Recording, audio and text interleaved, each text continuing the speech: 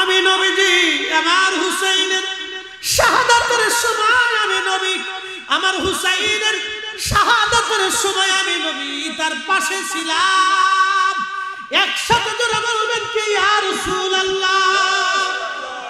আমি নবীজি তার পাশে ছিলাম, তার রক্তগুলি এবং তার সাথীদের রক্তগুলি নিয়ে আমি আল্লাহর আদালতে যাচ্ছি।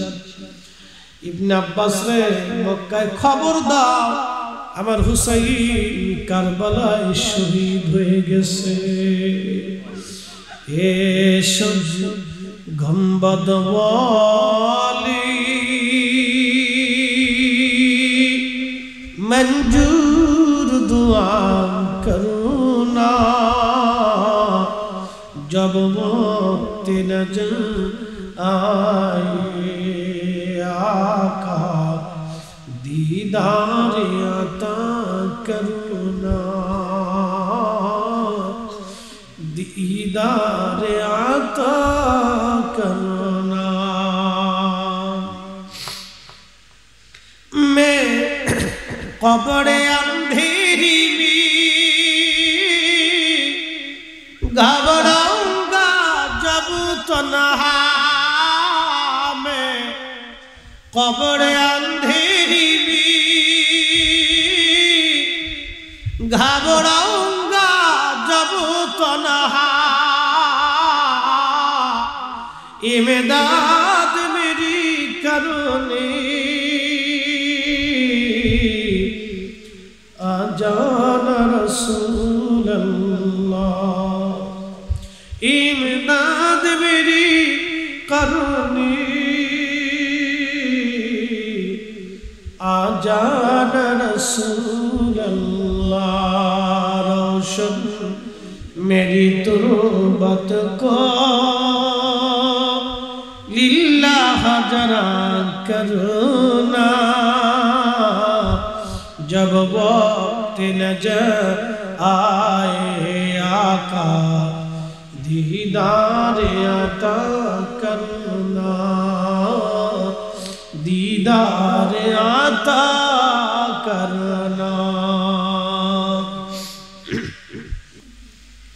हजरत इब्ने अब्बास बोलेन আমার ঘুম ভেঙে গেল। ঘুম ভেঙে যাওয়ার পরে আমি সারা মক্কা মরে দৌড়ায় আর বলি শুনছো মক্কাবাসী আমাদের হুসাইন আর নাই শহীদ হয়ে গেছে। তুমি কেমনে জানো গো হুসাইন কারবালার শহীদ? বলো গো ইবনে আব্বাস। বলে আমি স্বপ্ন দেখেছি রাসূল করিমের হাত মোবারকে রক্ত ধুলাবালি গায়ে লাগানো, জুব্বা ধুলাবালিতে ভরা। জিজ্ঞেস করার পরে নবীজি বলেন ইবনে আব্বাস কারবালার ময়দানে ছিলাম আমার হুসাইনের শাহাদাতের সময়। একবার জোরে বলা যাবে কি আল্লাহু আকবার।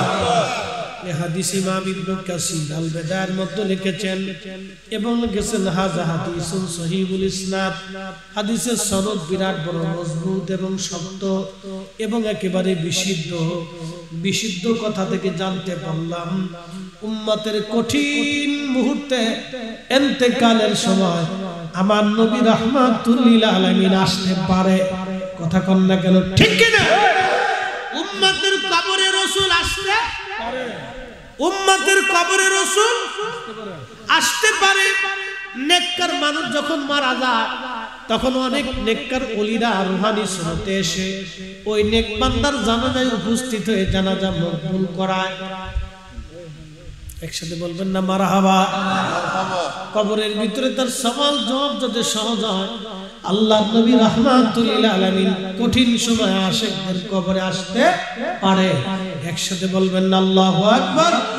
তাহলে আমাদের কাজ কি দুনিয়ার থেকে বেশি বেশি অন্যায় করা নাকি বলেন? আমাদের কাজ হলো দুনিয়া থেকে আল্লাহর নবীকে খুশি করা। কথা বলেন ঠিক কি না? সেটা সুন্নতের মাধ্যমে, দাড়ির মাধ্যমে, টুপির মাধ্যমে, পাগড়ির মাধ্যমে, জুব্বার মাধ্যমে, হক হালালের মাধ্যমে, মুস্কিয়াশির মাধ্যমে, সুন্নতের মাধ্যমে, গরিব মানুষকে দানের মাধ্যমে, অভুক্তকে খাওয়ানোর মাধ্যমে, অভাবীকে দেওয়ার মাধ্যমে, অসুস্থকে সেবা করার মাধ্যমে আমরা আল্লাহর নবীকে খুশি করতে পারি। কথা বলেন ঠিক কিনা?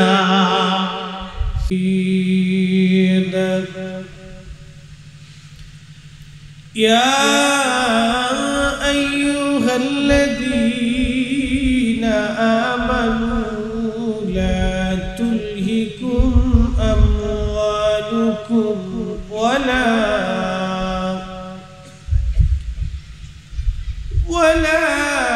أولادكم عن ذكر الله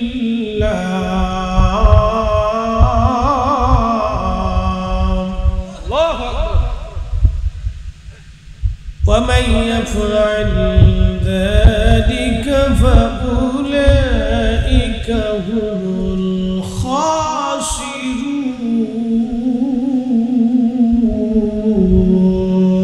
الله أكبر. وأنفقوا مما رزقناكم من قبل أن يأتي أحدكم الموت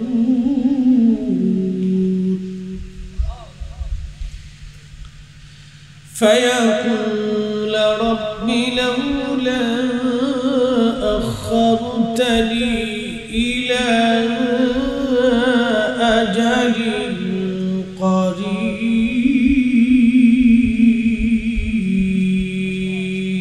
الله إلى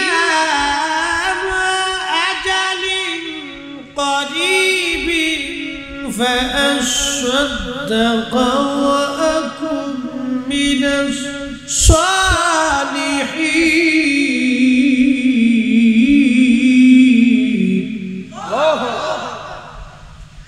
صدق الله المولانا العظيم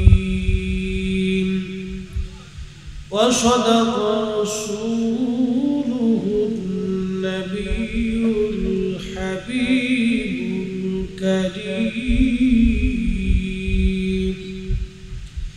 في شان حبيبه ومحبوبه إن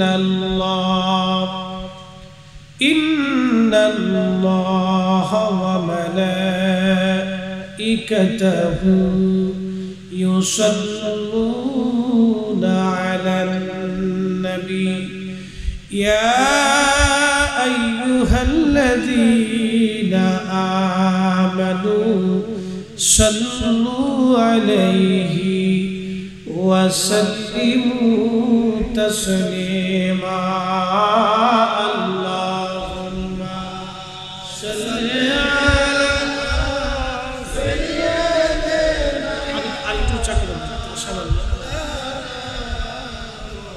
محمد وعلى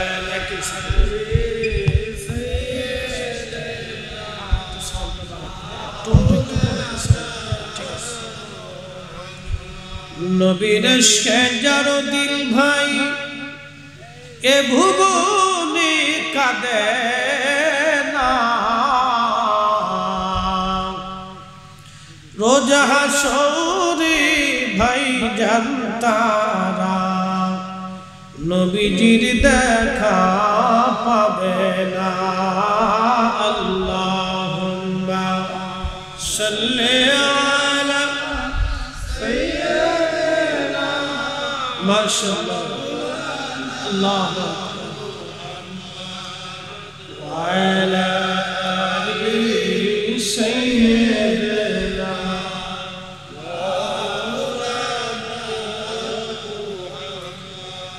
বাড়ি বাড়ি করো রে মন এ বাড়ি ঘর তোমার না, ঠিক কিনা? বাড়ি বাড়ি করো রে মন এ বাড়ি ঘর তোমার না, যেই বাড়িতে শোইবারে মন কবর তাহার ঠিকানা। আল্লাহুম্মা সাল্লি আলা সাইয়্যিদিনা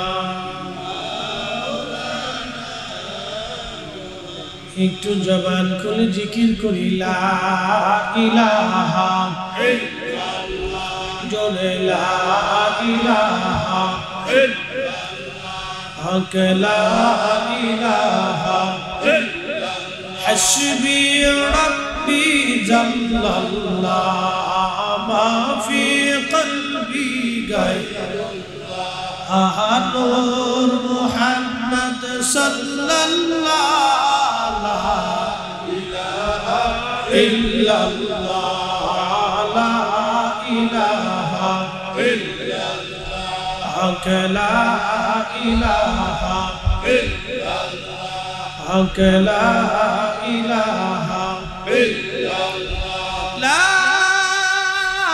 ইলাহা ইল্লাল্লাহ, মুহাম্মাদুর রাসূলুল্লাহ সাল্লাল্লাহু আলাইহি ওয়াসাল্লাম। আমিননগর শরীফপাড় দারুল কোরআন হাফিজিয়া মাদ্রাসা এতিমখানার উদ্যোগে 19তম ইসলামী সুন্নি মহাসম্মেলনের সম্মানিত প্রধান অতিথি, বিশিষ্ট ব্যক্তিত্ব, আপনাদের এলাকারই কৃতি সন্তান, আপনাদের প্রিয় ভাজন, শ্রদ্ধা ভাজন জনাব হাজী মোবারক হোসেন শাহিন শিকদার সাহেব, সম্মানিত সভাপতি জনাব হাজী মোহাম্মদ বুরহান উদ্দিন সাহেব, সত্ত্বাধিকারী মেসার সানাই ব্রিক্স সলফা, সম্মানিত সহসভাপতি হাজী জয়নাল আবিদিন সাহেব, অত্র প্রতিষ্ঠানের সম্মানিত সভাপতি এবং সহসভাপতি বিশিষ্ট ব্যবসায়ী জনাব মোহাম্মদ কবির হোসেন সাহেব, প্রধান পৃষ্ঠপোষক সাদিক হোসেন মেম্বার সাহেব, আজকের যিনি প্রধান মেহমান জনাব সিদ্দিকুর রহমান সাহেব এবং প্রধান উপদেষ্টা যিনি প্রশাসন বাণিজ্য মন্ত্রণালয়ের সহকারী সচিব জনাব হুমায়ুন কবির সাহেব, তিনি আমাদের মাঝে সকলে উপস্থিত। আমরা সকল অতিথিবৃন্দ, এলাকার গণ্যমান্য ব্যক্তিবর্গ, সম্মানিত আলোচক বৃন্দ, উলামে হযরত, আজকে যিনি প্রধান আকর্ষণ দারুন নাজাত সিদ্দিকিয়া মাদ্রাসার সম্মানিত মুহাদ্দিস, বিশিষ্ট ইসলামী চিদ আল্লামা মাহবুব রহমান সালি সাহেব আলী, সকল ওলামায়ে কেরাম, এলাকার গণ্যমান্য ব্যক্তিবর্গ, মুরব্বানে কেরাম, কলিজার টুকরো আমার যুবক ভাইরা, পর্দানিশী আমার সম্মানিতা মা ও বোনেরা, সকলের প্রতি আন্তরিক অভিনন্দন, মোবারকবাদ, শুকরিয়া সে আল্লাহর দরবারে যিনি আমাকে এবং আপনাকে দুনিয়ার সব জঞ্জাল থেকে আলাদা করে, দুনিয়ার ভালোবাসা থেকে মুক্ত করে আল্লাহ তার বেহেশতের বাগানে একটু বসার তৌফিক দান করছে। কথা বলেন ঠিক কিনা? একই টাইমে দুনিয়ার মানুষ অনেকে ব্যস্ত না, যারা গাড়ি চালায় তারা গাড়ি চালাইতে ব্যস্ত, প্যাসেঞ্জারিতে ব্যস্ত, ব্যবসায়িক কারণে ব্যস্ত, চাকরিজীবী চাকরির কারণে ব্যস্ত, কেউ বাড়ি ঘরে সন্তানাদি নিয়ে আনন্দ ফুর্তিতে খাওয়া দাওয়ায় ব্যস্ত, কেউ বিয়ে শাদী আনন্দ ফুর্তিতে ব্যস্ত, সনাতন ধর্মের যারা আছে তারা পূজা অর্চনায় ব্যস্ত। বিভিন্ন ধর্মের, বিভিন্ন মতের, বিভিন্ন ধরনের মানুষ তার বিভিন্ন নিজস্ব কাজে ব্যস্ত। কিন্তু আল্লাহ তিনি অপরিসীম দয়াবান, আপনাকে এবং আমাকে জুদা করলেন, বাছাই করলেন, যাচাই করলেন, চিরুনির মতো চেলে আল্লাহ তার বেহেশতের বাগানে পছন্দ করে বসাই দিয়েছেন। এই জন্য একসাথে শুকরিয়া করে বলি আলহামদুলিল্লাহ। আল্লাহর পছন্দ না হলে কি এখানে আসার সুযোগ আছে ভাই? আল্লাহর পছন্দ না হলে কি মুসলমান হওয়ার সুযোগ ছিল? আল্লাহ পছন্দ করে আমাদেরকে আখিরি নবীর উম্মত বানাই দিয়েছে। 1,24,000 নবী ছিল, আল্লাহ ইচ্ছা করলে তাদের কাউ না কারো উম্মত আল্লাহ আমাদেরকে বানাই দিতে পারতেন। কিন্তু আল্লাহ আমাদেরকে যাচাই করে, পছন্দ করে, ভালোবেসে শ্রেষ্ঠতম রাসূলের উম্মত বানাইয়া আল্লাহ আমাদেরকে শ্রেষ্ঠত্ব দান করেছেন। সেই জন্য আল্লাহর আসমানে আবারও একসাথে বলি আলহামদুলিল্লাহ। খায়রা উম্মাতিন মুখরিজাতু লিন-নাসি তা'মুরুনা বিল মা'রুফ।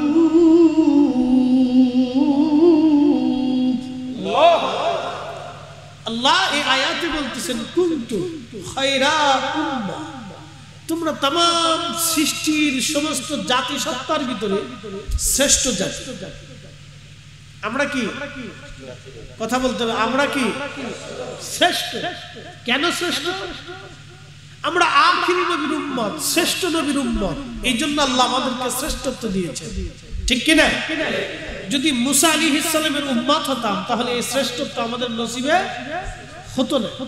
আচ্ছা, আমাদের সারা পৃথিবীতে বর্তমানে আপনি যদি দেখেন তাহলে উন্নত অর্থনৈতিকভাবে যারা বেশি উন্নত তাদের ভিতরে পশ্চিমা, যেমন ইউরোপ, আমেরিকা, এই মহাদেশগুলি পৃথিবীতে বেশি উন্নত। তারা অর্থনৈতিকভাবে সমৃদ্ধশালী, রাজনৈতিকভাবে নিরাপত্তাজনিত। দেখেন আমাদের দেশের হাজার হাজার মুসলমান পুলিশ ঘুষ খায়, কিন্তু ও দেশের হাজার হাজার খ্রিস্টান পুলিশ 1 টাকা ঘুষ নেবে না। কি বুঝলেন আপনারা? আমাদের দেশের হাজার হাজার চাকরিজীবী, তারা সরকারি চাকরিজীবী অনেকেই আছে, বিভিন্ন জায়গায় মানে সম্মানিত স্থানে তারা আছে, কিন্তু তারা কি খায়? ঘুষ খায়। কিন্তু আপনি খ্রিস্টান দেশের হাজার হাজার সরকারি চাকরিজীবী ঘুষ খাবে না। তারা আপনি টাকা দিলেও, ঘুষ দিলেও, কোটি কোটি টাকা দিলেও তারা খাবে না। তারা তাদের দেশকে, তাদের নীতিকে ভালোবাসে।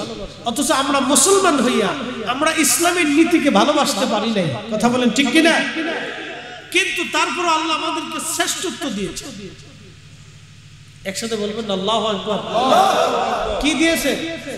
শ্রেষ্ঠত্ব।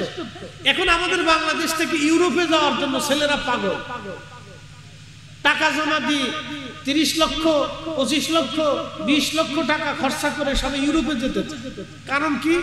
ও দেশ উন্নত, অর্থনৈতিকভাবে উন্নত, সামাজিকভাবে উন্নত, রাষ্ট্রীয়ভাবে উন্নত, রাজনৈতিকভাবে উন্নত। বাংলাদেশের মতো 2 দিন পর পর কিলিকিলি লাগে। কি কথা কর না? দেশের পুলিশ এখন দুর্বল হয়েছে, চোরের সংখ্যা বেড়ে গেছে। আপনি ঠিক বললো ঠিক, না ঠিক বললো ঠিক। সারা দেশে মুরগি চুরি, জুতা চুরি, ছাগল চুরি, গরু চুরি, ডাকাতি এগুলি বেড়ে গেছে। পুলিশও দুর্বল হয়ে গেছে। 20 রোডে রিক্সা চলে, সমানে তাহলে ট্রাকের লোকে রিক্সা চলতে। তাও কি রিক্সা জানেননি? অটো রিক্সা, ট্রাকের লোকে ভাল্লা দেয়। তাও কুমিল্লা, চট্টগ্রামের 20 রোডে অটোর লোকে রিক্সা, এই রিক্সার লোকে অটো রিক্সা, ট্রাকের লোকে ভাল্লা দেয়। বুঝতে পারছেন? পুলিশ দুর্বল হয়ে গেছে। এই স্বাধীনতা পাইয়ে শেষ পর্যন্ত রিক্সা ও বিমানবন্দরে কবে জানি বিমান ল্যান্ডের জায়গায় রিক্সা চলে যায়, আল্লাহ জানে। বুঝতে পারছেন? এই জন্য একটা দুর্বল করলে আরেকটা বাড়ে। আপনি পুলিশ দুর্বল করে দিচ্ছেন, প্রশাসক দুর্বল করে দিচ্ছেন, এবার চোরের উৎপাত, সন্ত্রাস, গ্যাং, তারপরে আপনার কিশোর গ্যাং, এরপরে হিরোইনসি, তারপরে বদমাশ, লুচ্চে, আপনার মেয়ের পিছন দিকে ফুস করে বাঁশি বাজাবে। কারণ ও জানে যে পুলিশে ধরবে না, ধরলেও 2 টাকা দিলে ছেড়ে দিবে। এই কথা কর না কেন? পুলিশ দুর্বল হয়ে গেছে, ওদের উৎপাত আর দিন যত দিন যাবে তত বাড়তে থাকবে। এই জন্য সব কাজে শুধু নেগেটিভ দেখতে হয় না, পজিটিভ দেখতে হয়। তো খুব মনোযোগ দিয়ে। তো ও দেশের পুলিশ আমাদের দেশের পুলিশ এক না, ও দেশের জনগণ আমাদের দেশের জনগণ এক না। আমাদের দেশের ছেলেরা কয়দিন আগে মারামারি করে মরে গেল, শত শত ছেলের জীবন চলে গেল। কারণ কি? ওরা বলছিল আমরা চাকরি নিব, ঘুষ দেব কেন? আমার দেশে আমি চাকরি নেব, ঘুষ দিয়ে নিবে কেন? মেধার ভিত্তিতে এদেশের ছেলেরা চাকরি পাবে, প্রমোশন হবে। কিন্তু আদৌ ওরা মরার পরে কি এটা আমরা পাইছি? এখন আপনি যা চাকরি নেন তো মামু ছাড়া হয় নাকি? তো ওরা মরে লাভ হলো কি? তো ওদের মরার লাভ হলো কি? ওদের রক্তের দাম দিলাম কি? ওদের জীবনের মূল্যায়ন হলো কি? এই জন্য ওদের জীবন মূল্যায়ন যদি করতে হয় তাহলে আল্লাহর কোরআন, রাসূলের সুন্নাহর কোনো বিকল্প নাই। কথা বলেন ঠিক না বেঠিক? এটার কোনো বিকল্প নাই। কথা বলেন না কেন? বিকল্প কখনোই কোরআন সুন্নাহর কোনো বিকল্প নাই। প্রিয় উপস্থিতি, রব্বুল আলামিন আমাদেরকে সর্বশ্রেষ্ঠত্ব দিলেন। কুনতুম খায়রা উম্মাতিন উখরিজাত লিন-নাসি তা'মুরুনা বিল মা'রুফি ওয়া তানহাউনা 'আনিল মুনকার। আমার আখির নবীর উম্মতরা, তোমাদেরকে শ্রেষ্ঠত্ব দিলাম এই জন্যে তোমরা পৃথিবীতে দুইটা কাজ করবে। একটা কাজ ভালো মন্দির মানুষদেরকে ডাকবা, 2 নম্বর কাজ তোমরা খারাপ কাজ থেকে মানুষদেরকে ফিরাইয়া রাখবা। শ্রেষ্ঠত্ব আল্লাহ দিলেন। হযরত ঈসা রূহুল্লাহ মুজাহাতুল মাজলিসের মধ্যে একটা ঘটনা লেখা হয়েছে। ঈসা রূহুল্লাহ আলাইহিস সালাম একটা মস্ত বড় পাথরের পাশ দিয়ে যাচ্ছেন, বিরাট বড় পাহাড়। এই পাহাড়ের পাশ দিয়ে ঈসা নবী পাশ দিয়ে যাওয়ার সময় লক্ষ্য করলেন একটা সাদা ধবধবে মার্বেল পাথর পড়ে আছে, একবারে সাদা চকচকে সাদা, দুধের মতো চকচকে সাদা পাথর। আল্লাহর নবী ঈসা রূহুল্লাহ ডাকতে বললেন, ইয়া রাব্বি, এত সুন্দর পাথর জীবনে কোনোদিন দেখি নাই আল্লাহ। বাইরে এত সুন্দর, কিন্তু ভিতরে কি আছে আমি দেখতে চাই। আমার রব ডাকতে বলেন, ঈসা রে, তাহলে তোমার লাঠি দিয়ে পাথরের মধ্যে তুমি আঘাত করো। তুমি তোমার লাঠি দিয়ে পাথরের মধ্যে আঘাত করো। হযরত ঈসা নবী যখন পাথরে আঘাত করলেন, সাথে সাথে পাথরের মাঝখান থেকে ভেঙে 2টা টুকরা হয়ে গেল। যখন পাথরের মাঝখান থেকে ভেঙে 2টা টুকরা হয়ে গেল, তখন ঈসা নবী লক্ষ্য করলেন পাথরের ভিতরে একজন আল্লাহর বান্দা সবুজ একটা লাঠির উপরে ভর দিয়ে দাঁড়ায় দাঁড়ায় আল্লাহর জিকির আদায় করতেছে। জোরে বলেন আল্লাহু আকবার। প্রশ্ন রাখতে পারেন মাওলানা ফরিদি, পাথরের ভিতরে মানুষ কি করে বাঁচবে? কি করে সম্ভব পাথরের ভিতরে মানুষ বাঁচানো? এখন আপনাদেরকে প্রশ্ন করি, জবাব দিবেন। মায়ের পেটে যে আল্লাহ খাবার পৌঁছায়, দুনিয়ার জগতে ওই আল্লাহ আপনার খাবার দেয়। কথা কোন ঠিক কিনা? আচ্ছা বলেন তো, মায়ের পেটের মধ্যে আমরা ছিলাম সর্বনিম্ন 6 মাস, সর্বোচ্চ 10 মাস 10 দিন, এর মাঝামাঝি মধ্যবর্তী সময় আমরা মায়ের পেটে ছিলাম।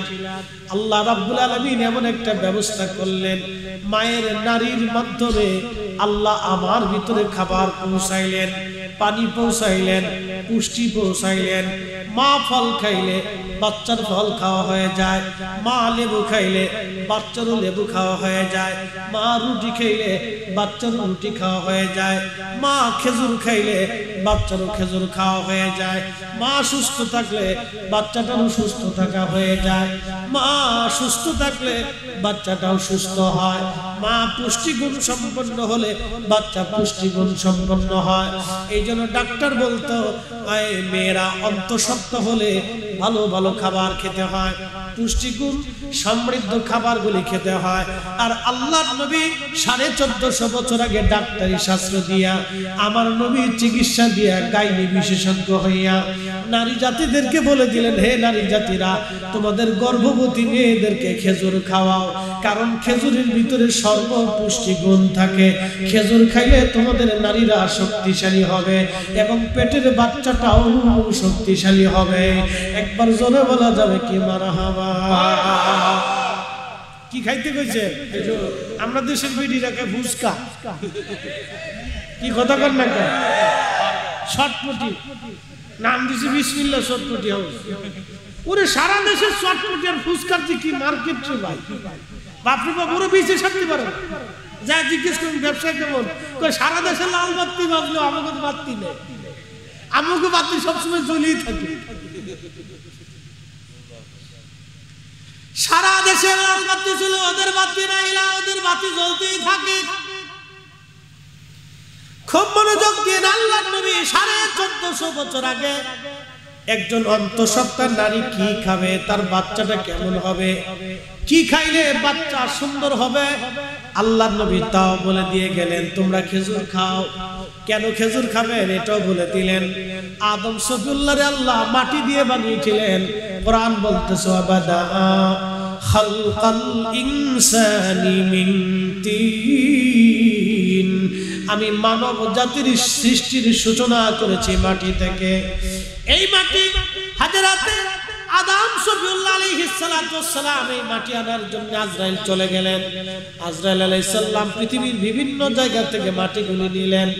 মাটিগুলি নিয়ে আল্লাহর বেহেশতের তাসনিম নদীর পানি দিয়ে এই মাটিটাকে খামির করে লাকাদ খালাকনাল ইনসানা ফি আহসানি তাকওয়ীম।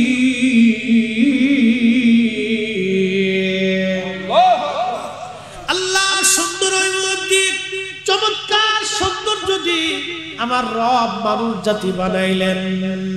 4 রঙের মশলা দিয়া, 4 রঙের মশলা দিয়া যে কইরাছে তোর গঠন, 4 রঙের মশলা দিয়া। আগুন পানি মাটি বাতাস একযোগে করিয়া প্রকাশ। আগুন পানি মাটি বাতাস একযোগে করিয়া প্রকাশ। দেখিলি না তুই কইরা তালাশ, ওরে দেখিলি না তুই কইরা তালাশ। কোন জায়গা সে মহাজন, 4 রঙের মশলা দিয়া যে কইরাছে তোর গঠন, 4 রঙের মশলা দিয়া। আগুন পানি মাটি বাতাস আব আতশ খাক বাদ। হুজুর গাউসে পাক মহিউদ্দিন আব্দুল কাদের জিলানী রাহিমাহুল্লাহ সিররুল আসরারের মধ্যে লেখেন আব আতশ খাক বাদ 4টা পদার্থ দিয়ে আল্লাহ মানব জাতির বডি আল্লাহ নির্মাণ করলেন, কিন্তু সূচনা করলেন আল্লাহ মাটি দিয়া। ওয়া বাদা খালকাল ইনসানি মিন তিন, আমি মাটি থেকে মানব জাতির সৃষ্টির সূচনা করলাম। এরপরে পানি, এরপরে বাতাস, এরপরে আগুন। আল্লাহ 4টা পদার্থ দিয়ে মানব দেহ বডি তৈরি করলেন। এই বডির ভিতরে ইঞ্জিন, রূহ নামক ইঞ্জিনটাকে আমার আল্লাহ ফিট করে দিলেন। তাও কতদিনে দেয় জানেননি? মার পেটের মধ্যে বাবা এবং মায়ের নির্গত নির্যাস 1 ফোঁটা পানি। কোরআন শরীফ আল্লাহ বললেন সুম্মা জাআলা নাসলাহু মিন সুলালাতিন মিন মাইন মাহিন। আমি মানুষের বংশ বিস্তার করলাম, ছেলে দিলাম, মেয়ে দিলাম, নাতি দিলাম, পুতি দিলাম, ভাতিজা দিলাম, ভাগিনা দিলাম, আত্মীয় দিলাম, প্রতিবেশী দিলাম, বংশ বিস্তার করলাম। মানব জাতির শরীর থেকে নির্গত একটু আবহমান পানি, এই পানি থেকে আল্লাহ মানব জাতি বানাইলেন। একবার জোরে বলা যাবে কি আল্লাহু আকবার। ধাবমান পানি থেকে আল্লাহ রাব্বুল আলামিন মানব জাতিকে সৃষ্টি করলেন। ধাবমান পানি বাবার বক্ষদেশ, পৃষ্ঠদেশ, মায়ের বক্ষদেশ থেকে অ্যাডজাস্ট করে মায়ের রেহেমের ভিতরে এক নিরাপদ আধারে আল্লাহ 40 দিন রিফাইন করলেন সর্বপ্রথম। এরপরে আল্লাহ এটাকে রক্তপিণ্ড করলেন। খালাকাল ইনসানা মিন আলাক, আমি মানুষকে সৃষ্টি করেছি রক্তপিণ্ড থেকে। এরপর আল্লাহ রক্তপিণ্ডটাকে আরো আল্লাহ 40 দিন রিফাইন করলেন। এরপরে গোশত টুকরো, এরপরে আল্লাহ আরো 40 দিন রিফাইন করলেন। এরপরে দেহ হলো, অস্থি হলো, নাক হলো, চোখ হলো, একটা মানুষ হলো। সেই সময় আল্লাহ 120 দিনের মাথাতে রূহের জগৎ থেকে আমাদের অরিজিনাল ইঞ্জিনটা, যেটা আপনাদের সামনে কথা বলতেছে, যে আপনাদের সামনে নসিহত করতেছে, যে আপনাদেরকে কোরআন বুঝাচ্ছে, যে প্রধান অতিথি বক্তব্য দিয়েছে, যে পৃষ্ঠপোষক বসে আছে, যে সভাপতি বসে আছে, যে আপনার ডানে উপস্থিত, বামে উপস্থিত, পিছে উপস্থিত, সামনে উপস্থিত, 60 বছর আপনার সাথে স্ত্রী হয়ে আপনার সাথে একসাথে সংসার করলো, আপনার স্বামী হয়ে 40 বছর আপনার দিনা পানা অভাব অনটন ক্ষুধা যন্ত্রণা ভালোবাসা দিয়ে আপনাকে আগলে রাখলো, এই 40-60 বছর ধরে আপনার জীবনের সংসারের ডানে বামে বন্ধু হয়ে কাটিয়ে দিল, সেই লোকটা, তার ভিতরের লোকটাকে আমরা আজও পর্যন্ত দেখি নাই, কিন্তু বাহিরের সুরতটাকে দেখছি, ভিতরের সুরতটাকে আজও পর্যন্ত দেখি নাই, ভিতরের মনের ভাব আজও পর্যন্ত পরিপূর্ণ মতো বুঝতে পারি নাই। সকালে এক রূপ, বিকেলে আর এক রূপ, দিলে খুশি হয়, না দিলে বেজার হয়।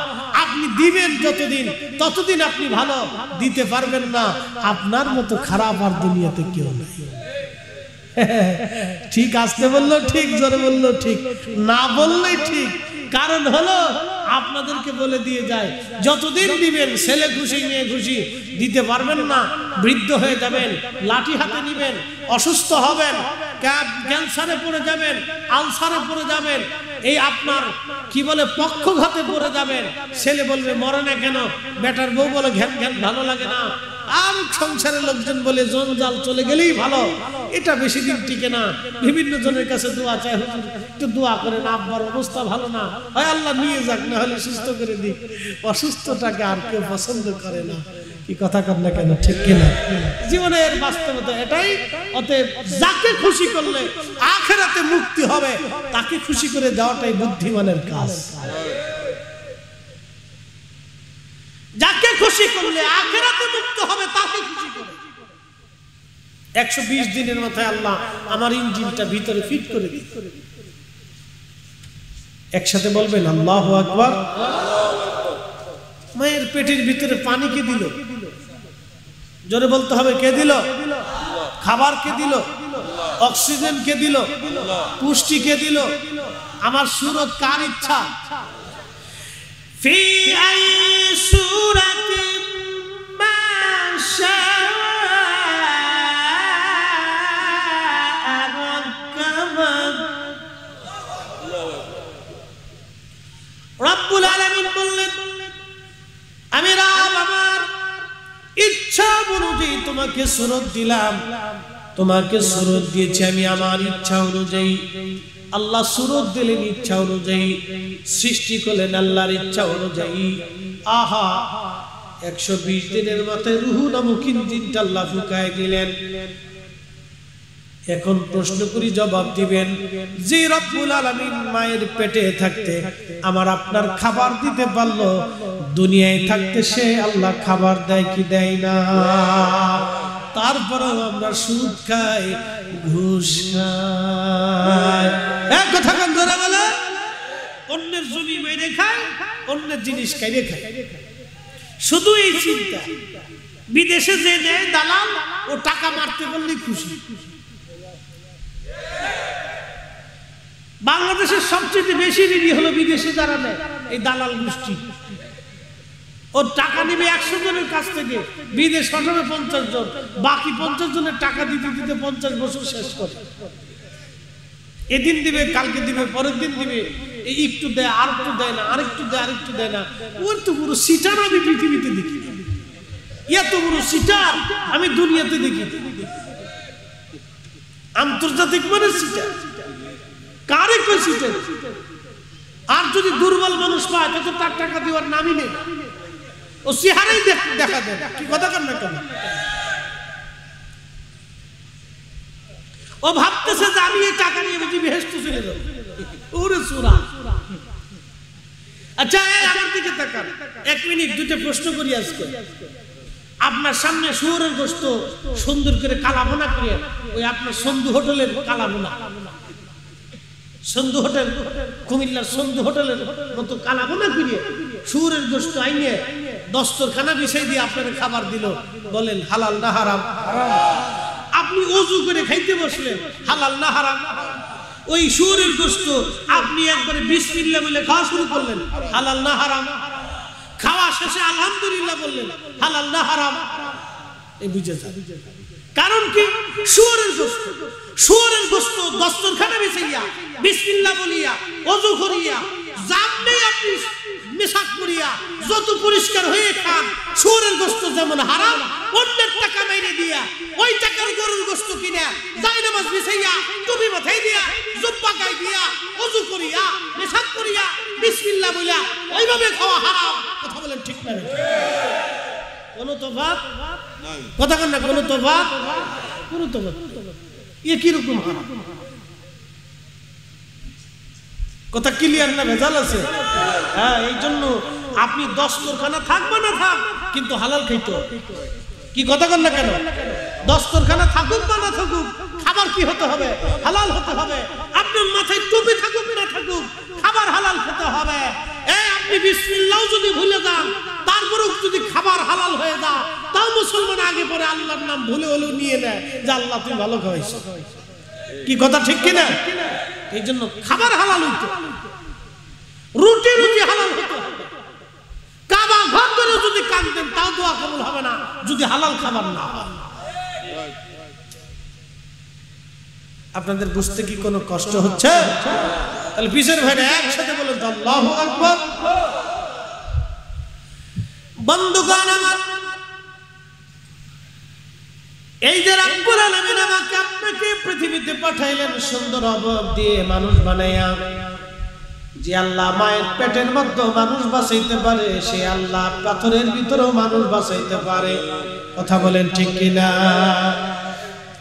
আমি ভুটান গেছিলাম, ভুটান অনেক বছর আগে, প্রায় 10 বছর।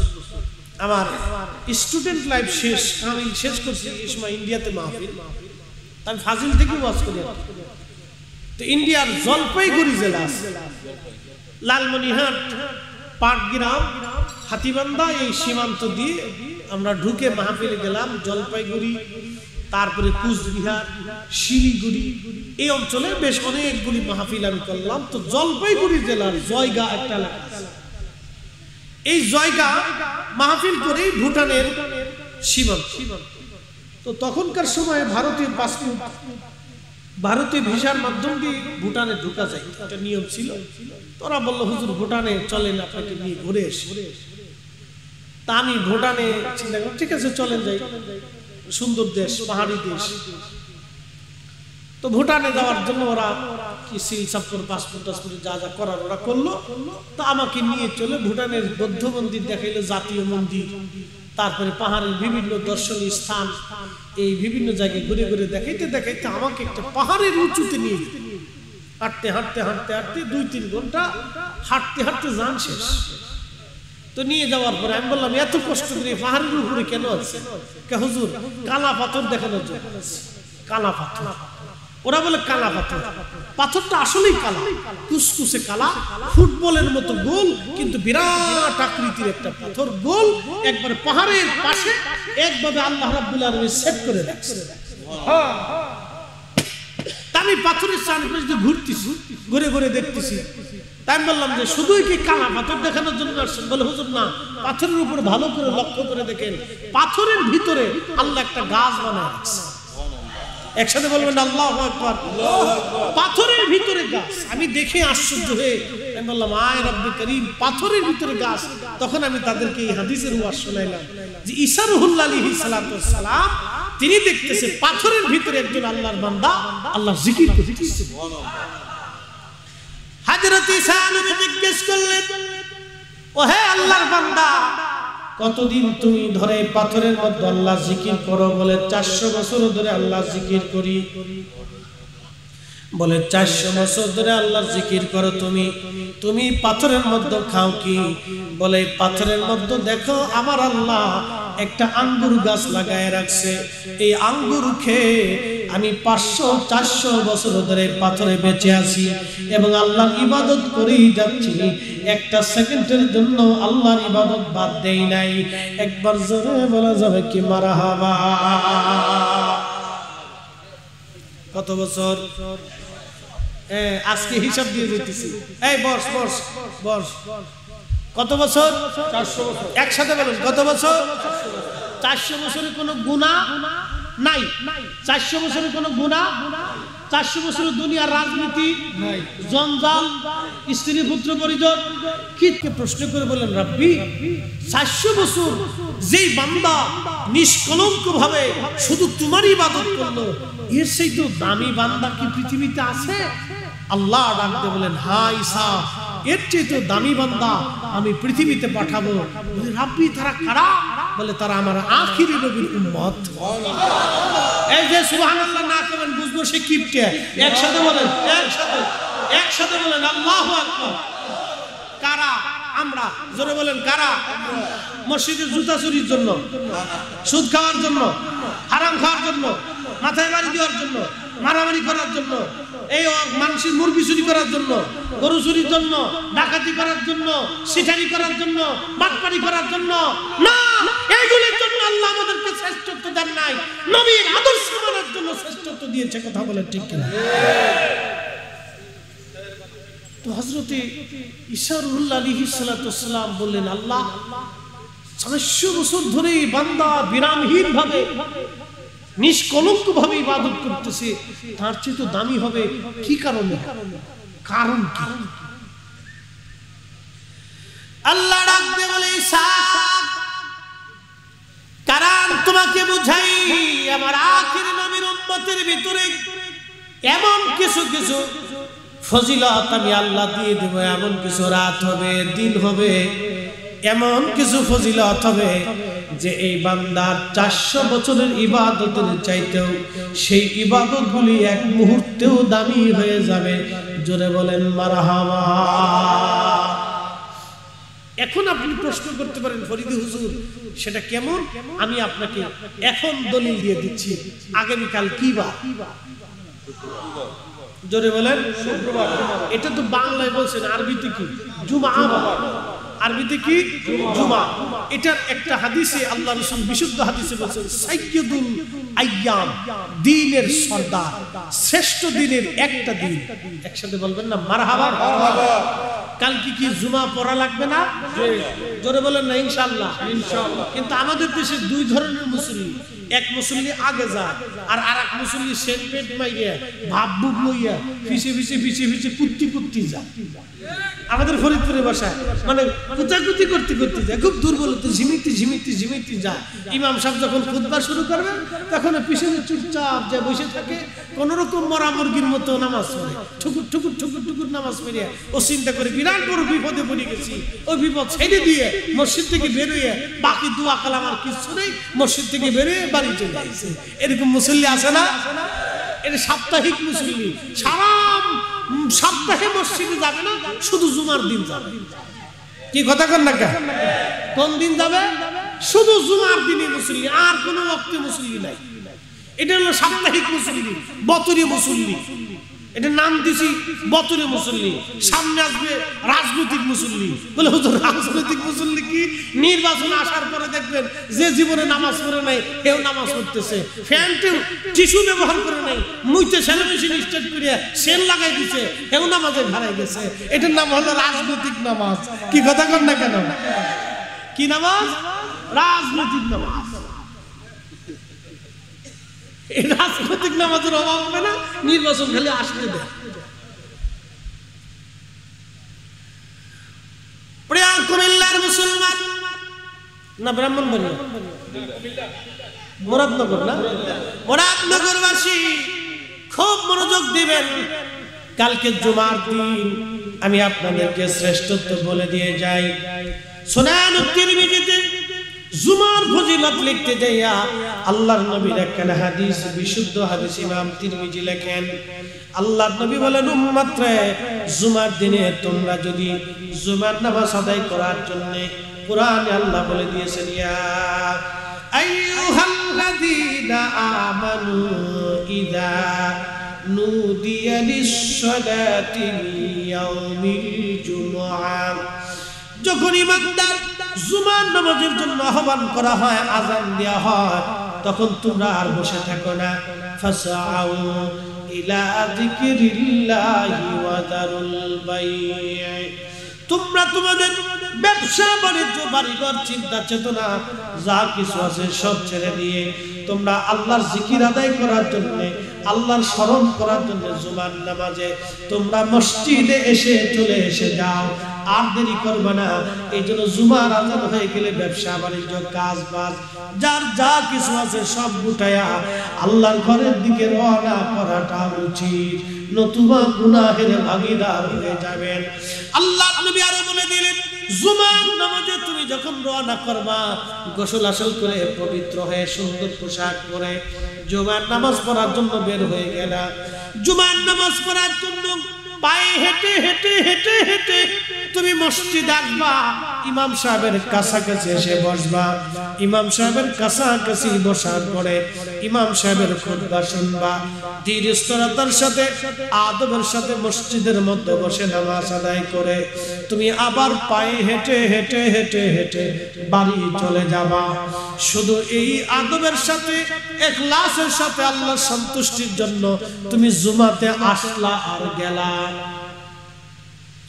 আসলা আর গেলা। আস্তে আস্তে আস্তে আস্তে পায়ে হেঁটে হেঁটে 400 কদম। কত কদম? জোরে বলে। এরকম আসে না অনেক মুসল্লি মসজিদ থেকে পায়ে হেঁটে গেলে 400 কদম আসে না? আছে। আমি 400 কদমের হিসাব ধরলাম, যেহেতু ওই লোক 400 বছর ধরে পাথরের ভিতরে নামাজ পড়তেছে, তো ওই লোকের থেকে আমাদেরকে আল্লাহ কেন শ্রেষ্ঠত্ব দিলেন?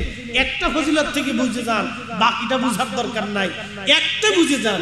পায়ে হেঁটে হেঁটে হেঁটে হেঁটে আপনি মসজিদে গেলেন, এক কদম এক কদম এক কদম এক কদম করে 400 কদম হলো। আল্লাহর নবী বলতেছেন, উম্মাহ শুধু জুমার নামাজে ইখলাসের সাথে তুমি হেঁটে হেঁটে গেছো, প্রত্যেক কদমে 1 বছরের নফল রোজা, প্রত্যেক কদমে 1 বছরের নফল রোজা, বিরামহীন মকবুলিয়াত নফল রোজা এবং 1 বছরের 24 ঘন্টা ইবাদত করলে যেই পরিমাণে নেকি, ওই পরিমাণে নেকি প্রত্যেক কদমে 1 বছরের নেকি বান্দার আমলনামায় আল্লাহ দিয়ে দিবে। এরকম 400 কদম হলে 400 বছর, যদি ফিরে আসে আরো 400 কদম, তাহলে 800 বছর খালি জুমার নামাজে যাবেন আর আসবেন, তাতে আপনার 800 বছরের নেকি হয়ে যাবে। একসাথে বলা যাবে আল্লাহু আকবার। কত বছর? যাইতে আসছে কত বছর? যদি 800 কদম দেন তাহলে কত হলো? 800 বছর। যদি এক যাইতে 800 আসছে 800, তাহলে 1600 কদম, তাহলে 1600 বছর। যদি 50 কদম দেন 50 বছর, আসতে যাইতে 100 বছর। 100 বছরের নফল নামাজ যত কদম দিবেন তত কদমে তত বছরের নেকি হবে। তাহলে ঈসা আলাইহিস সালাম ডাক দিয়ে বলতেছেন, ইয়া রাব্বি, তাহলে আমার ওই নবীর উম্মত বানাই দেন। ওই নবীর উম্মত, যারা বলেন ওই নবীর উম্মত। ওই বেটা পাথরের ভিতরে 400 বছর ইবাদত করছে, আর আপনি শুধু জুমার দিনে মসজিদে যাবেন আর আসবেন, ইখলাসের সাথে পায়ে হেঁটে যাবেন আর আসবেন, কদমে কদমে 1 বছরের নেকি বিরামহীন নফল রোজা সহ বিরামহীন ইবাদতের নেকি আপনার আমলনামাতে আল্লাহ লিখে দিবে। সে 400 বছর ধরে পাথর ইবাদত করছে, আর আল্লাহ আমাদের মসজিদে শুধু যাবেন আর আসবেন, তাতেই কদমে কদমে 1 বছরের নেকি লিখে দিবে। এটা আমাদের রাসূলের কারণে। কথা বলেন ঠিক না বেঠিক? এই জন্য আরবিতে একটা প্রবাদ আছে, শরফুল মাকিনা ও শরফুল মাকাব, শরফুল মাকানি ও শরফুল মাকিন। কিছু জায়গার কারণে মানুষের দাম বাড়ে, কিছু মানুষের কারণে জায়গার দাম বাড়ে। আচ্ছা, আপনাদেরকে বলি, কারবালাতে ইমাম হুসাইন শহীদ হয়েছেন কিনা? আচ্ছা, কারবালায় মুসলমান কি জন্য যায়? হুসাইনের জন্য যায়। জোরে বলেন কার জন্য যায়? জোরে বলেন কার জন্য? মিশরের আল আজহার বিশ্ববিদ্যালয়ে ইমাম হুসাইন রাদিয়াল্লাহু আনহুর মাথা মুবারকের মাজার। পৃথিবীতে একজনের 2টা মাজার। পৃথিবীতে 1% একজন ব্যক্তি তার 2টা মাজার আছে। তিনি একজন ইমাম হুসাইন। ওনার দেহ মুবারকের মাজার হচ্ছে ইরাকের কারবালা, আর মাথা মুবারকের মাজার হচ্ছে মিশরের আল আজহার বিশ্ববিদ্যালয়ের পাশে। একসাথে বলবেন আল্লাহু আকবার। 2টা মাজার।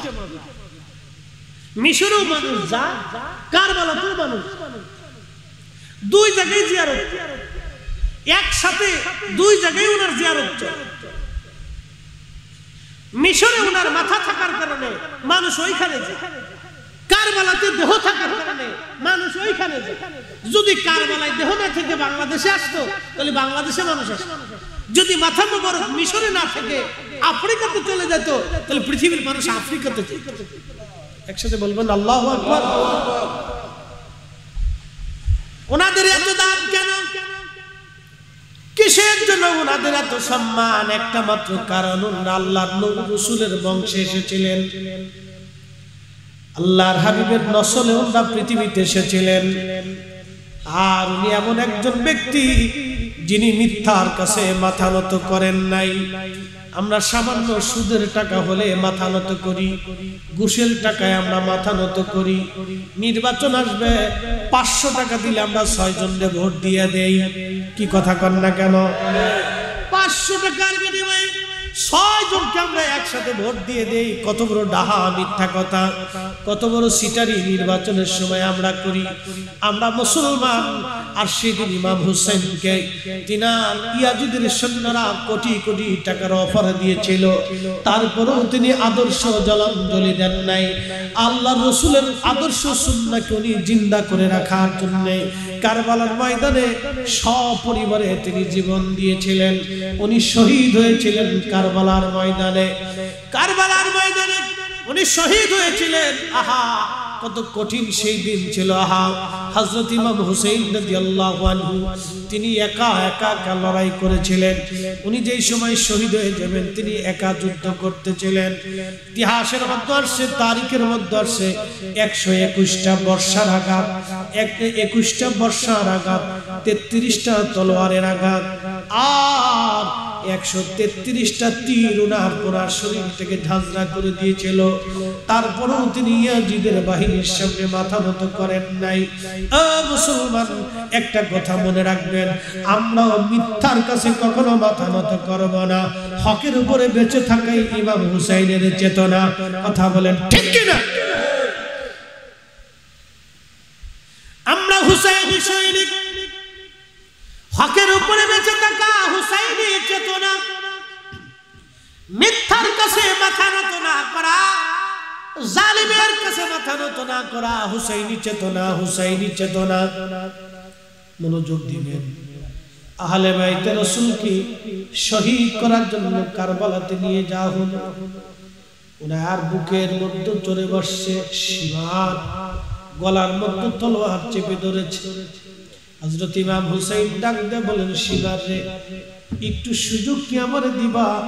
জীবনের শেষ সময়ে 2টি রাকাত নামাজ আমি আদায় করে নিতে চাই, কারণ আর কখনো সালাত আদায় করার সুযোগ এই জমিনে আর আমার হবে না। আমি জানি তুমি সেই কালো ডোরা কাটা কুকুর 50 বছর আগে আমার রাসূল, আমার নানা রাহমাতুল লিল আলামিন বলেছিল, হুসাইন, আমি স্বপ্ন দেখেছি তোমার রক্তের মধ্যে একটা কালো ডোরা কাটা কুকুর মুখ লাগাইছে।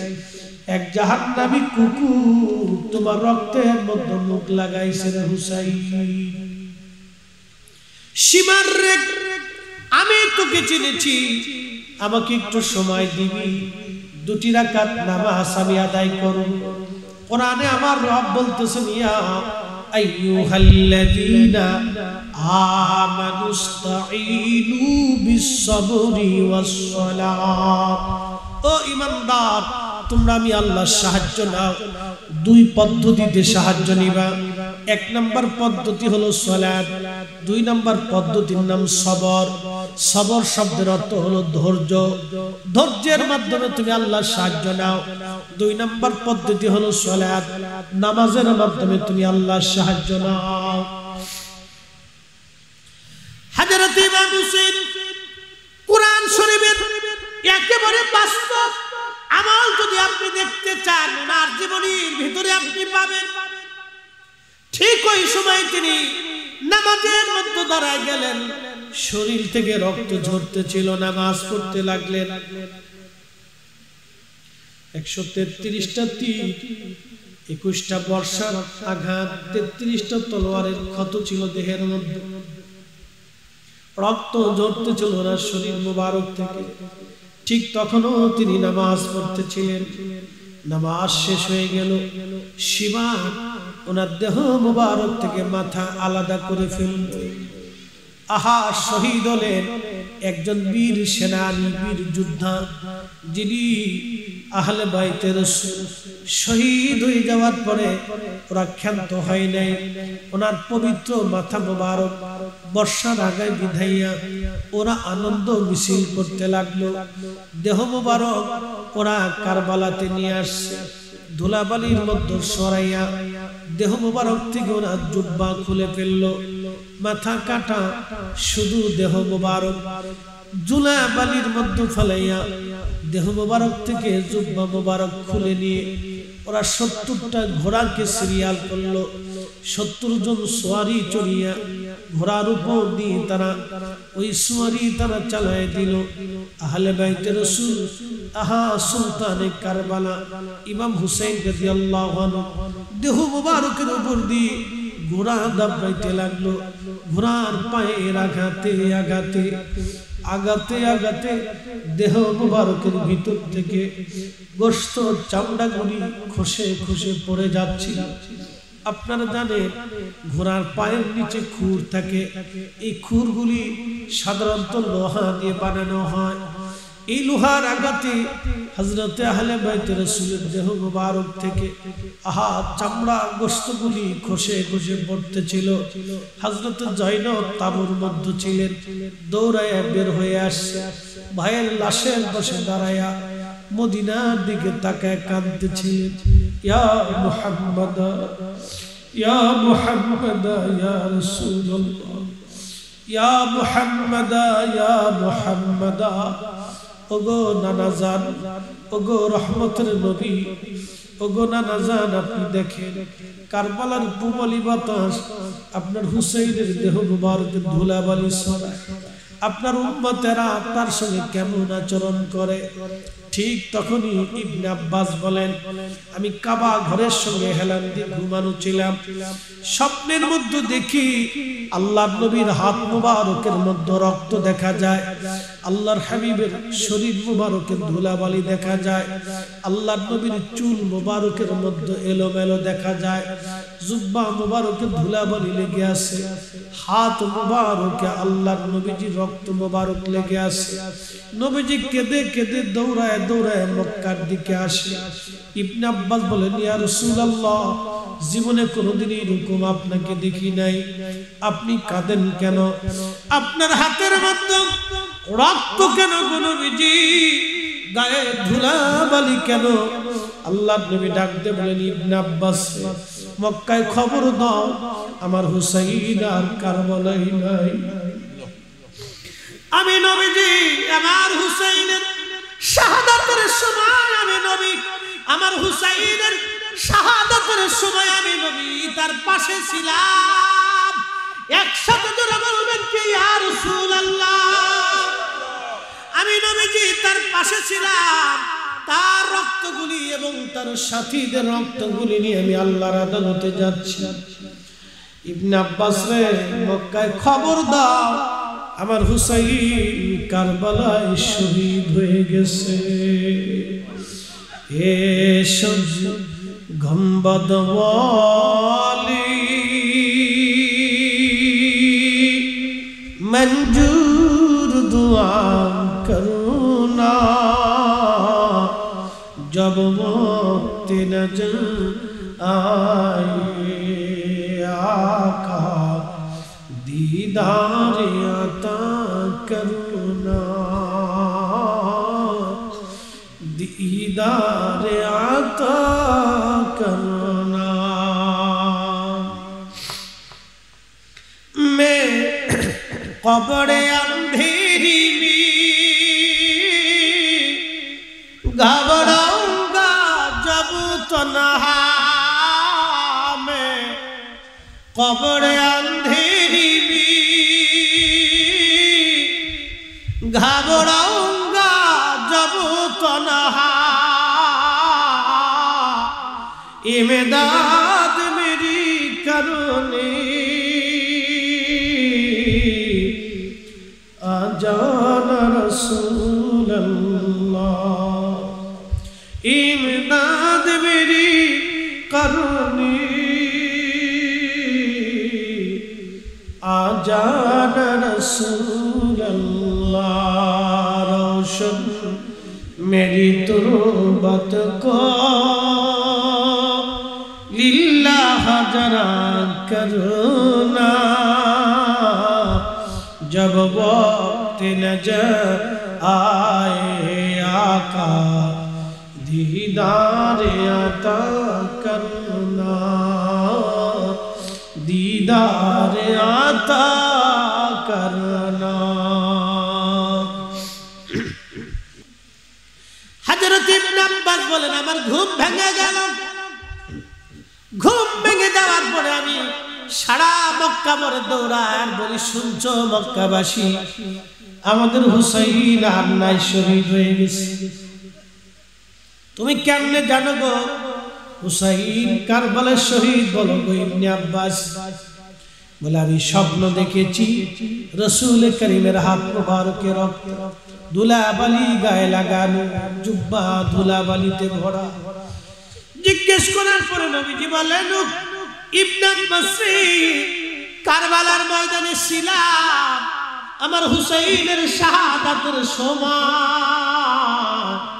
একবার জোরে বলা যাবে কি আল্লাহু আকবার। এই হাদিস ইমাম ইবনে কাসির আল বেদায়ের মধ্যে লিখেছেন এবং লিখেছেন হাযা হাদিসুন সহিহুল ইসনাদ। হাদিসের সনদ বিরাট বড় মজবুত এবং শক্ত এবং একেবারে বিশুদ্ধ কথা থেকে জানতে পারলাম উম্মতের কঠিন মুহূর্তে ইন্তেকালের সময় আমার নবী রাহমাতুল লিল আলামিন আসতে পারে। কথা কন না কেন? ঠিক কি না? উম্মতের কবরে রাসূল আসতে পারে, উম্মতের কবরে রাসূল আসতে পারে। নেককার মানুষ যখন মারা যায় তখন অনেক নেককার ওলিরা রূহানি সুরতে এসে ওই নেক বান্দার জানাজায় উপস্থিত হয়ে জানাজা মকবুল করায়। একসাথে বলবেন না মারহাবা। কবরের ভিতরে তার সওয়াল জবাব যদি সহজ হয় আল্লাহর নবী রাহমাতুল লিল আলামিন কঠিন সময় আশিকদের কবরে আসতে পারে। একসাথে বলবেন না আল্লাহু আকবার। তাহলে আমাদের কাজ কি দুনিয়ার থেকে বেশি বেশি অন্যায় করা নাকি বলেন? আমাদের কাজ হলো দুনিয়া থেকে আল্লাহর নবীকে খুশি করা। কথা বলেন ঠিক কি না? সেটা সুন্নতের মাধ্যমে, দাড়ির মাধ্যমে, টুপির মাধ্যমে, পাগড়ির মাধ্যমে, জুব্বার মাধ্যমে, হক হালালের মাধ্যমে, মুস্কি হাসির মাধ্যমে, সুন্নতের মাধ্যমে, গরিব মানুষকে দানের মাধ্যমে, অভুক্তকে খাওয়ানোর মাধ্যমে, অভাবীকে দেওয়ার মাধ্যমে, অসুস্থকে সেবা করার মাধ্যমে আমরা আল্লাহর নবীকে খুশি করতে পারি। কথা বলেন ঠিক কিনা? শোনেন, আপনাদেরকে আজকে একটা ধর্ম শিখে ফরিদি সাহেবের মাথায় পাগড়ি দিয়ে খুব সুন্দর করে আপনি রাস্তা দিয়ে হেঁটে যাচ্ছেন, চমৎকার পাগড়ি, গায়ে বিরাট বড় জুব্বা, দামি জুব্বা। আপনি মসজিদে যে সারা রাত্র নামাজ পড়ছেন, কিন্তু আপনার পাশের বাড়ি একজন লোক ক্ষুধার্ত, আপনি তার খাবার দেন, বলে কি পরিমাণ জবাব হবে? বলে একসাথে বলেন। জবাব দিচ্ছেন না আপনারা? আহা, কিচ্ছু হবে না। বলে কেন? সহিহ মুসলিমে একটা বিশুদ্ধ হাদিস আজকে শোনাই দিয়ে যায়। কিয়ামতের মাঠে আল্লাহ ডাক দিবে, এ বান্দা আমি ক্ষুধার্ত ছিলাম, তুমি আমাকে খাবার দাও। বান্দা বলবে, রাব বলো কি? তুমি তো নিজেই রাজ্য, তুমি আবার কখন ক্ষুধার্ত ছিল? আল্লাহ তুমি তো সবাইকে খাবার দিচ্ছ। আল্লাহ ডাক দিয়ে বলবে, বান্দারে তোমার প্রতিবেশী ক্ষুধার্ত ছিল, তুমি তারে খাবার দাও নাই। যদি তুমি তাকে খাবার দিতাম, ওই দিন তার খাওয়া হতো না, শুধু আমি রব্বে কারিমের খাওয়া হয়ে যাইত। একসাথে বলেন আল্লাহু আকবার। এই জন্য বুঝে যাবেন, ধর্ম দিন বুঝাটা জরুরি। আল্লাহ নবী বললেন, কিয়ামতে আল্লাহ আরো ডাক দিবে, ও বান্দা আমি অসুস্থ ছিলাম, তুমি আমার সেবা করো নাই। আল্লাহর বান্দা বলবে, রব বলেন কি? আপনি তো নিজে শাফি, শেফা দানকারী তো আপনি, পৃথিবীতে সমগ্র রোগের ওষুধ তো আপনি দিয়েছেন, কখন আবার আপনি অসুস্থ ছিলেন? ইয়া রাব, আল্লাহ ডাক দেবে, বান্দা তোমার প্রতিবেশী অসুস্থ ছিল, তুমি সেবা করো নাই, ওষুধ কিনে দাও নাই, ডাক্তার দেখাও নাই। যদি সেই দিন তুমি তোর সেবা করতা, ওষুধ কিনে দিতা, আমি রব্বুল আলামিনের সেবা করা হয়ে যাইতো। একসাথে জোরে বলবেন কি মারহাবা। এগুলি আপনি বুঝে যাবেন। এই যে মাদ্রাসা যে কয় টাকা দিয়েছেন, আল্লাহর কসম একটা টাকাও নষ্ট হবে না। একসাথে বলবেন না আল্লাহু আকবার। পাশে গোরস্থান আছে না? এই পিছনেই গোরস্থানে আপনারা কেউ দেখতেছেন না, আমরাও দেখতেছি না। সমস্ত রূহগুলি ইমাম ইবনে কাইয়্যিম জাওজি কিতাব রূহের মধ্যে লিখেছেন, 900 বছর আগের কিতাব। তিনি লিখেছেন প্রত্যেকটা রূহগুলি আল্লাহ রাসূল বলেছেন কবরের উপরে আজ বসে রয়েছে। এখানে যার ছেলে আছে, নাতি আছে, তার রূহগুলি আনন্দ করতেছে। আর যারা আসছে চলে গেছে কিন্তু বসে নাই, তাদের বাবা মা পূর্বপুরুষরা তাদের জন্য বদদুয়া করতেছে, বলে নাফরমান তোর জন্য জমি রেখে আসছি, নাফরমান ছেলে, আমি সারাটা জীবন আমার রক্ত নষ্ট করে এসেছি, ঘুম হারাম করেছি, ক্ষুধার যন্ত্রণা আমি নিজে রেখে তোর মুখে খাবার অন্ন তুলে দিয়েছি, আজ তুই আমার জন্য দোয়া না করে চলে গেলি, তুই আমার জন্য দোয়া না করে চলে গেলি। মা কাঁদতেছে, রুহটা, এরে সন্তান তোর মধ্যে পেটে ধারণ করেছিলাম, যন্ত্রণার পর যন্ত্রণা, ব্যথার পর ব্যথা সহ্য করে তোকে প্রসাব করেছিলাম, তারপরে তিলে তিলে তিলে তিলে তোর পায়খানা, পেশাব, খাওয়া দাওয়া, ঘুম, তোর কান্না সহ্য করে করে তিলে তিলে আমার সুখ বিসর্জন দিয়ে তোকে বড় করেছিলাম। নাফরমান তুই মাহফিলে আসলি কিন্তু দোয়া না করে চলে গেলি। আল্লাহ রাসূল আপনাদেরকে একটা হাদিস শিখিয়ে গেছেন। আল্লাহ নবী সুনান বাইহাকির ভিতরে একটা হাদিস আছে, রাসূল করিম বলেন কোন সন্তান যদি বাবা মার সাথে নাফরমানি করেই বসে, খেদমত ঠিকমতো বাবা মার করতে পারে নাই, কিন্তু আল্লাহ তার জন্য একটা রুখসত দিয়ে দেয়, একটা সুযোগ দিয়ে দেয়। ওই সন্তান যদি বারে বারে বারে বারে বাবা মার জন্য দোয়া করে, প্রত্যেক নামাজে দোয়া করে, কবর জিয়ারতে দোয়া করে, মাহফিলে এসে দোয়া করে, কিছু দিয়ে দোয়া করে, মসজিদে কিছু দিয়ে দোয়া করে, মাদ্রাসায় কিছু দিয়ে দোয়া করে, তাহলে কিয়ামতের ময়দানে ওই সন্তানটাকে আল্লাহ পিতা মাতার হক আদায়কারী সন্তান হিসেবে কবুল করে নেয়। আর যদি একবার পিতা মাতার হক অনাদায়কারী সন্তান হিসেবে কিয়ামতের ময়দানে ফরিদি সাহেবকে উঠানো হয়, মক্কার ইমামকেও যদি উঠানো হয়, মদিনার মসজিদের 40 বছরের ইমাম আব্দুর রহমান হুজাইফিকেও যদি উঠানো হয়, আল্লাহর কসম করে বলতেছি নিস্তার হবে না। কারণ পিতামাতার হক অনাদায়কারী সন্তান হিসেবে কিয়ামতের ময়দানে তাকে ডাক দেওয়া হবে। সে যেই হোক, বাইতুল আকসার 50 বছরের ইমামকেও যদি ডাকা হয়, সেও নিস্তার পাবে না। হেরেমের 50 বছরের ইমাম যদি তাকে ডাকা হয়, আর সে যদি পিতামাতার অবাধ্য সন্তানকারী হিসেবে লিখিত প্রস্তাব উঠানো হয়, তারও কোনো নাজাতের ফয়সালা হবে না। আপনাদেরকে আমরা বারবার দোয়ার দিকে কেন নিয়ে যাই? দোয়ার দিকে কেন নিয়ে যাই একটু বলেন। রাব্বির হামহুমা কামা রাব্বায়ানি সাগীরা, এটার অর্থটা, এটার গভীরতাটা আমি আপনাদেরকে বুঝাই দিয়ে চাই। হে রব, আপনি সেইভাবে আমার আব্বা আম্মাকে জান্নাতে লালন পালন করেন, যেইভাবে আমার আব্বা আম্মা আমাকে শিশুকালে লালন পালন। বলেন তো আপনার সন্তানকে আপনি কিভাবে লালন পালন করছেন? অতি আদরে সোহাগে, তার কান্না পাইলে আপনার কলিজায় ব্যথা লাগছে, কথা ঠিক কিনা? কান্না করলে আপনি ছটফট করছেন, বাচ্চার মার কাছে দৌড়ে গেছেন, কি ব্যাপার, ও কেন কান্না করে? ও একটু অসুস্থ হলে আপনার পেরেশানিতে ঘুম হয় নাই, ওরে কেমনে ডাক্তার দেখাবেন, সুস্থ কিভাবে হবে? আপনার বারবার ঘুম ভেঙে গেছে, মার ঘুম হয় নাই, বারে বারে মা তার সেবা করার জন্য, সুস্থ বানানোর জন্য কত ধরনের প্রচেষ্টা মা করেছে। রব বলতেছে তুমি সেইভাবে দোয়া করো, কিন্তু নাফরমান দোয়া মানেও না, দোয়া করেও না। কি কথা কর না কেন, ঠিক কিনা? দোয়া মানেও না, দোয়া করেও। অথচ আল্লাহ নিজে কিভাবে দোয়া করতে হবে, দোয়ার বাক্যগুলি, শব্দগুলি কেমন হবে, তাও আল্লাহ নিজে শিখিয়ে দিয়েছে। একসাথে বলবেন না সুবহানাল্লাহ।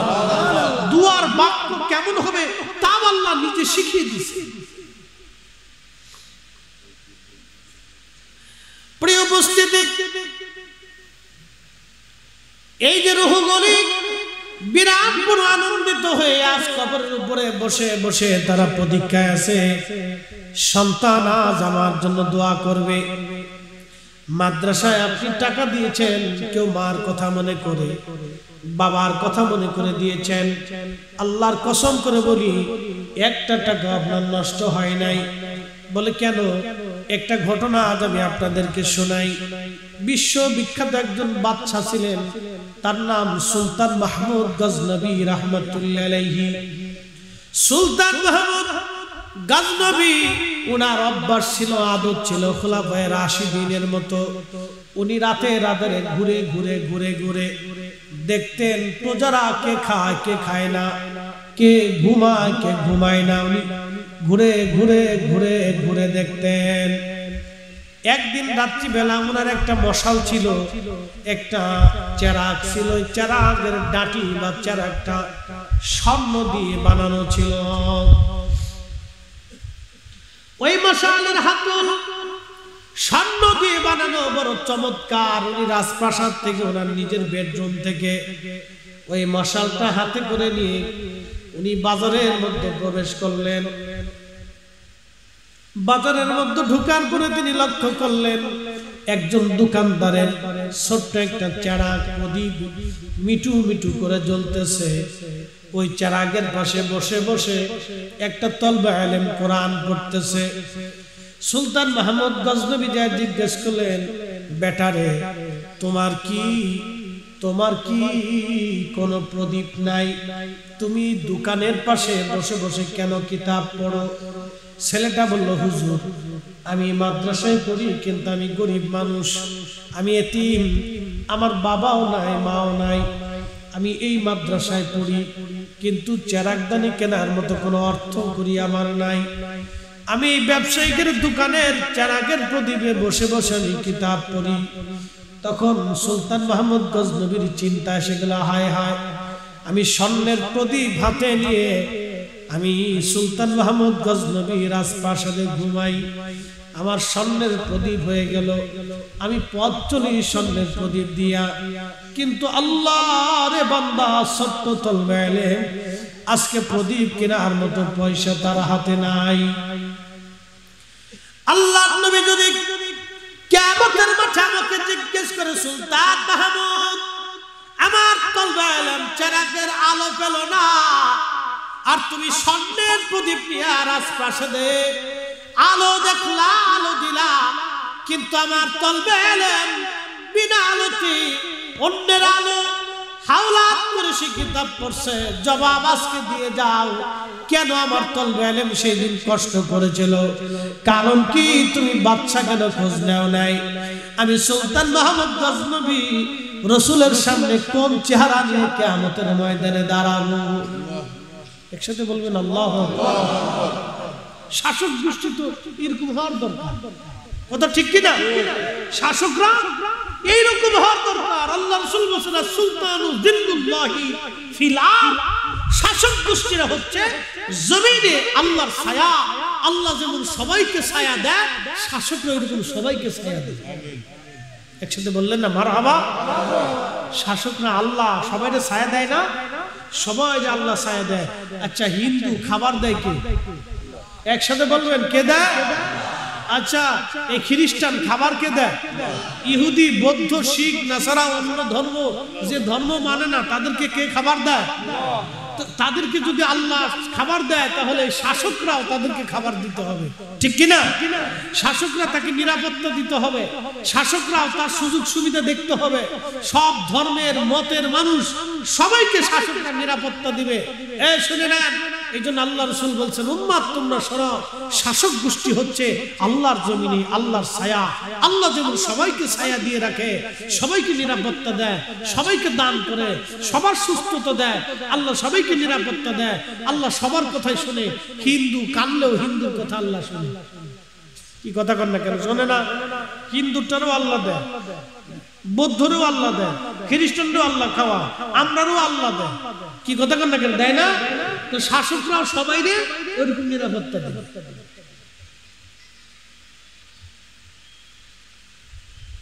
তো খুব মনোযোগ দিবেন। আরেকটু বুঝি, ডাক্তারের কি কোনো ধর্ম আছে? ধর্ম বিবেচনা করে ডাক্তার কি ওষুধ দেয়?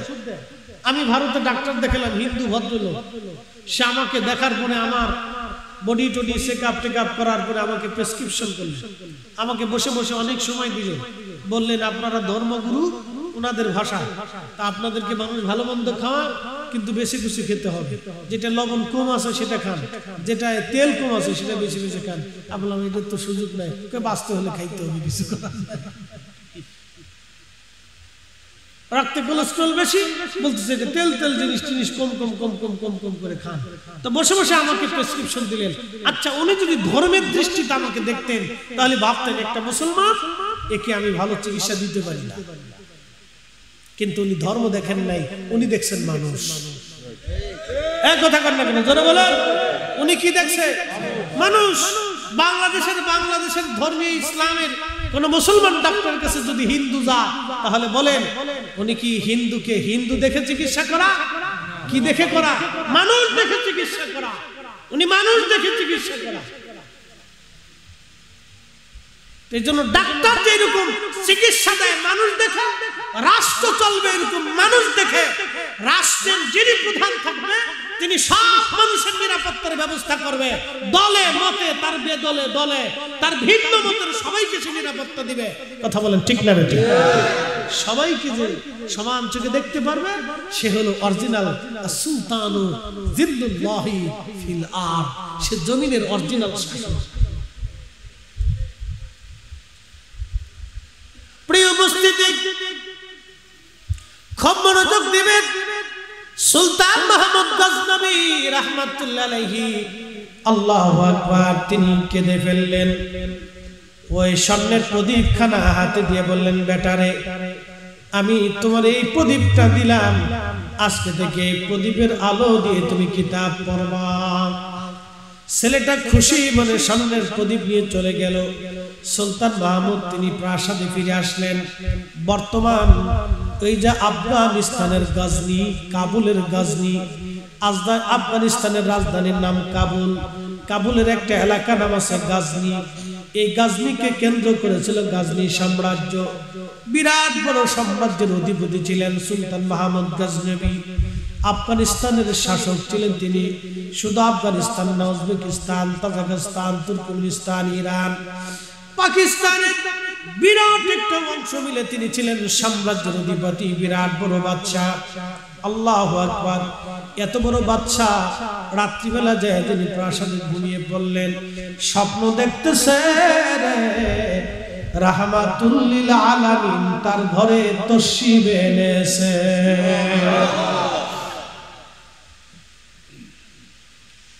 সুলতান মাহমুদ গজনবী দাঁড়িয়ে সালাম করলেন। প্রিয় নবীজি তাকে ডেকে বলেন, সুলতান তোমার কাছে আমি একটা সুসংবাদ নিয়ে আসছি। সুলতান মাহমুদ গজনবী বললেন, ইয়া রাসূলুল্লাহ, এই মিসকিন নাফরমান নালায়েকের ঘরে রাহমাতুল লিল আলামিন তশরিফ এনেছে। আল্লাহর নবী বললেন, সুলতান মাহমুদ আজকে শুনে যাও, তুমি আজকে স্বর্ণের প্রদীপ দিয়ে আমার একজন তলাবাকে আর সম্মান করেছো, যে কোরআন হাদিস অন্বেষণ করে একটা স্বর্ণের প্রদীপ দিয়ে তুমি সম্মান করেছো। রে সুলতান মাহমুদ, তুমি তারে সম্মান করো নাই, মূলত আমাকেই তুমি সম্মান করেছো। আল্লাহু আকবার।